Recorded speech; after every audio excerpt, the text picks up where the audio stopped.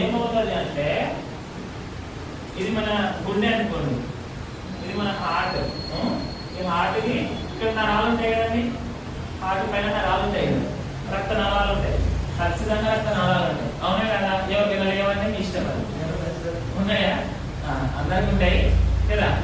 మనం ఏం చేస్తామంటే మనకున్న చెడు అలవాట్ల వల్ల, అంటే మనం చెడు తిండి తినడం వల్ల, కల్తీ ఫుడ్ తినడం వల్ల ఏమవుతుందంటే ఈ రక్తనాళం ఉంది కదా కొన్ని పైన, దీనిలోన కొవ్వు కణాలు ఏర్పడతాయి.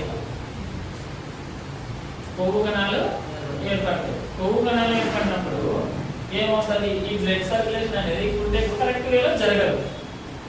స్లోగా అవడం అన్న అవుతుంది, లేదంటే ఫాస్ట్ గా అవడం అన్న అవుతుంది. అవునా కదా? అంటే ఈ కొవ్వు కణాలు అడ్డుపడతాయి, రక్తం సరఫరా కావడానికి మన కొవ్వు కణాలు అడ్డుపడతాయి. వీటిని ఏమంటారంటే కొలెస్ట్రాల్ అంటారు.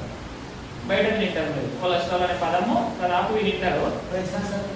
కొలెస్ట్రాల్ ఎక్కువ నేను అని చెప్తారు.